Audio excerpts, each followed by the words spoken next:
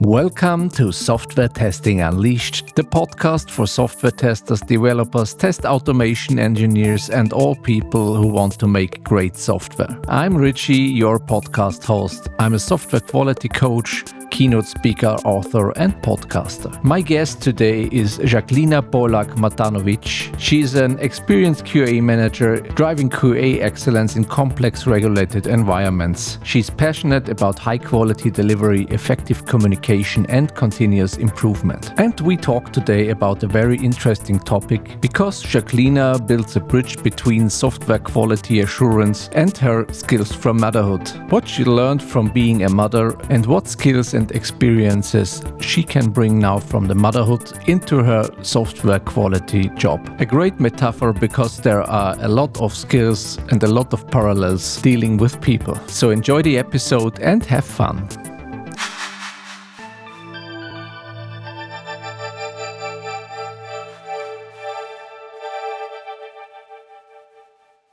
Hi, Žaklina. Great to have you on the show here. Thank you, Richie, and I'm really flattered to be here. Yeah, it's great because you have such a great topic. I saw it in the abstracts and in the program from the Quest Tag here that you combine your experiences from motherhood, from parenting to testing, and I think that's a topic we have to talk about here in the podcast too. Yes. Yeah, thank you for think about that. On that way, I also think that's an important topic. Yes, usually this conference is full of some tech topic, but there is also a place for some software one, I would say, communication and the things like that. And I found it really important. Also, on conferences, but in a real life also, because on a conference, when you have so many, you are like filled with so many new informations and learnings, and then you need something just a little bit to relax and to get some maybe positive boost that I want to send with this my topic here. And yes, I am a mother, and I have 3 daughters. They are pretty old now. The older one is 20. The twins are 17. And I have these doubts in my career how I will manage it, or if I would manage it at all, and how it would be. It seems to me, let's say, that the people that are working, and I was for some time, for some years at home, thinking what we will cook today for our lunch, or where we'll go on which playground. And in my head, the other had like learning about rocket scientists, and their career is just rising up, and I'm just thinking or something like that. So I ask myself how many times I would just need to go to this world again. But actually, on the end, I saw that these things that I also get at home are pretty important, and I got some skills. First, I got them, I adopt them, and I automate them, and they are turned to be really useful also in my career in testing, but also in a teamwork, in I don't know if you want to leadership or anything. It could really help you in many things. So yes, I wanted to introduce some easier topic that people can get this hopefully nice feeling. Yeah. That's always a good part on a conference. So, let's go into the skills you transferred from your private life to the testing life. What skills were there where you say, okay, that are useful then from testing and for teamwork too? Yes, so I selected few stories, and there was really my personal one that really happened. Just talk about them, just introduce this story, and then make a parallels between what lessons I could get from this. And the sum that I said was, let's say, how cooking, let's say, or something like that, can teach you about prioritization, or about be clear, be precise. Yes, because as I was telling, just some small part, if you're at home and there is something on the floor and you want just that to disappear, if you said, I have 3 kids, and if I said, just please pick it up, well, no one will pick it up usually. Yeah. So usually the one who needs to make it, who left it, is in another room or have a headset or something like that, and then I need to be precise, or I need to investigate who made this, and I need to say, please, can you pick up? So I need to give the ownership, and that is exactly like if you are opening the tickets, you need to be precise. Sometimes you need also not to think about, if something is obvious to you, it does not mean that it's obvious to someone else. So you need to give all this information, let's say, if opening the ticket. And let's say if you think that developer would know on which environment error happened, or on which version, and just assume that that's not actually correct way. So that's all lessons that just came from parenting so easily, and nobody needs to teach you that, or you don't need to investigate time noting that for yourselves and remembering and make. So just it's easier. Yeah.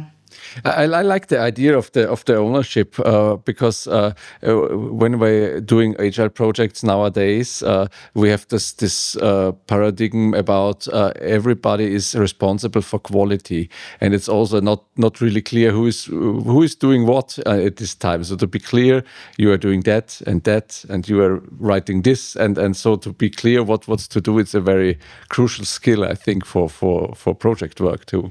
Yeah, I think that if you have a tickets, and they can, if there is no ownership, they can be in the backlog for I don't know, sometimes. Or if you don't have clear processes, or maybe you have some proactive colleagues that would say, yeah, okay, I will do that. But if there is ambiguity, really breeds inaction, and you need to be clear if you want the things to be done. Yeah, especially if you have at home 3 kids, so there is a lot of crowdy stuff. So you have to be clear there. Yeah, you have to be clear. Yeah. Or the, I don't know, playground. I think also that playground are full of different lessons, and I just picked one when it is, let's say, really. You have like a few days before release, and you have so many things to do. You don't know what to do, how to do that, where to start. Too many tickets, too many open bugs that cannot be done. There is still, I don't know, regression testing, or and there is a pressure or stress a little bit. And when I was, let's say, with my kids on the playground, and they are twins, and when they were toddlers, like just starting to walk, and usually kids, when I'm not sure if you have it, but it's really not important. They are not actually walking; they are running all the time. So, and people ask me usually, how can you manage it alone with if one is running to the, I don't know, busy road, and the other to swing, or how you will react? Usually I would say that I would save the first one in a greater danger. So this one have luck, maybe. Good strategy. But no. So, and the lesson here would be that I took this one, let's say, but about this prioritization. And that is exactly this, right? You need to have this all in your head. You need to know what is the most important, what you want to achieve, and then other things. And then just to go to this task one after another, communicate that, of course, with someone. So to be sure that your priority list just correlate with the one who is the owner, or let's say release, not to have some totally different one. And then just, you can do what you can do. Say, I can do this first 3, the last 2, I'm not sure, let's see. And no stress. Everybody knows, everybody have its limits. We know what we can do, so let's see. And so then just you can calm it down and just make your own work as it's pretty normal without anything, and let's see what we can do. And let's say ask for help also. And I would, if I'm alone, I would see my neighbor or friend, please, can you take an eye on this one or something like that. And here also, is there anybody to, without too many tasks, to jump in, help me with my tasks? So when we spread responsibilities, then feel more is manageable. So, or the task on the playground, just when you're a parent, you try to be always one step in front. So, so you can think also about what could happen, how you can react. So not only reaction, but just to be proactive a little bit. And that is also something, this skill is very useful in environment with I can relate to a lot of the stories, because my daughter was a small child. It was I have to use all the skills too. So it's a great idea to focus on these skills and take it to the work too. And because there are so many parallels, I see it now. That's great. You worked before and after you were at home and coming back to your job. Did you realize that you are more focused on these skills, that you are more aware of this?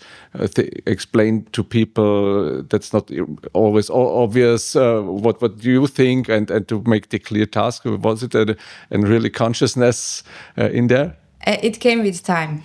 And so actually before I was pregnant, I was working as a software developer.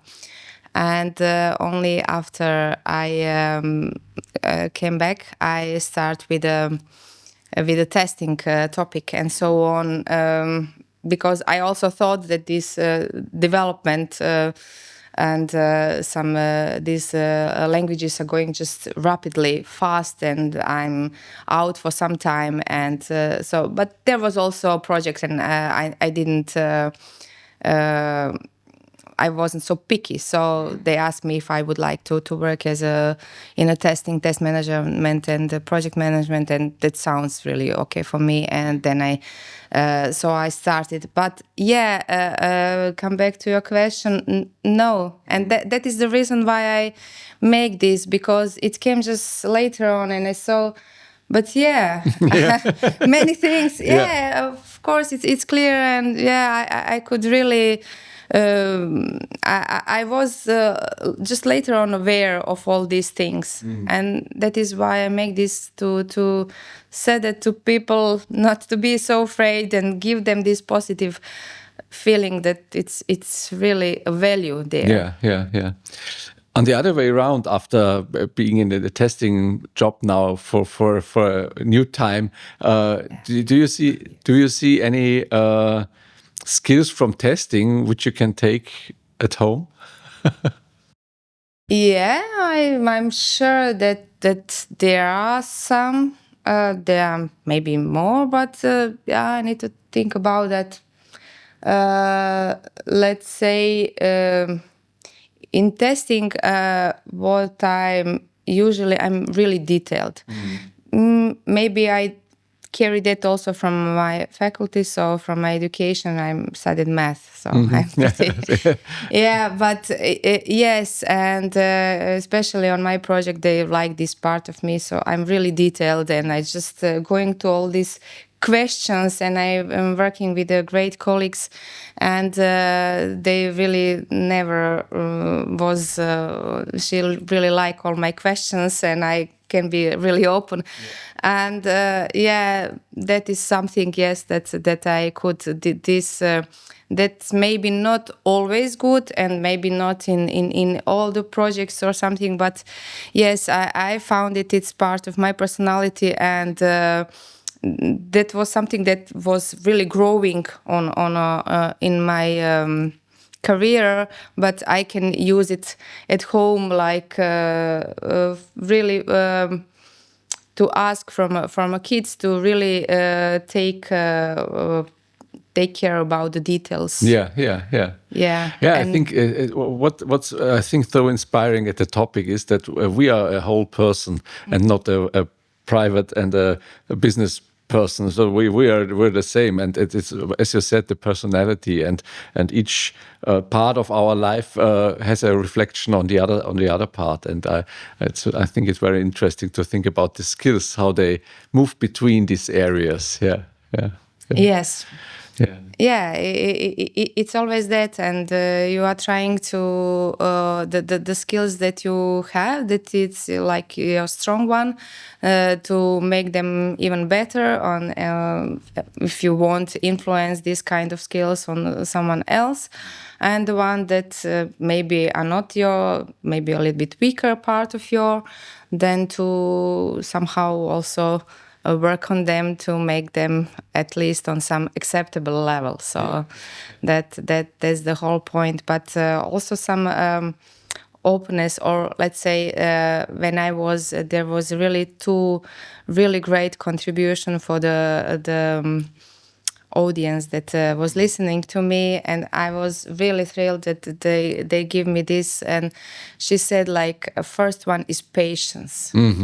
So really, and she said that sometimes when she is at home, sometimes she needs to repeat something 1, 2, or more times, that.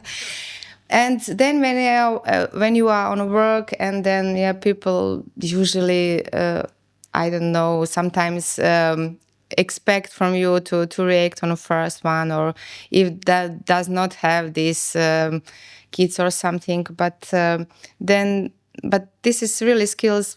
We all need to be, let's say, patient and